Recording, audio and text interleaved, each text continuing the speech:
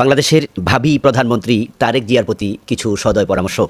আমি জানি না আমার এই পরামর্শ ওনার পর্যন্ত পৌঁছবে কিনা, তবে হ্যাঁ, মিডিয়ার কারণে অনেক সময় পৌঁছেও যায়। যদি তারেক জিয়ার কাছে সেটা নাও পৌঁছে, তাহলে ওনার দলের লোকদের কাছে তো পৌঁছবে ওনার কাছের কারো কাছে।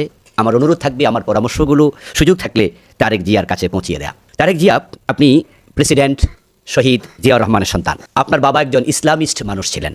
তিনি সংবিধানে বিসমিল্লাহকে সংযোজন করেছেন। ইসলাম প্রিয় মানুষ ছিলেন, এই জন্য তিনি মানুষেরও কলিজার প্রিয় মানুষে পরিণত হয়েছেন। এদেশের মানুষ তাদের কলিজা যাকে স্থান দিয়েছে তার মাঝে একজন জিয়াউর রহমান রাহেমাহুল্লাহ।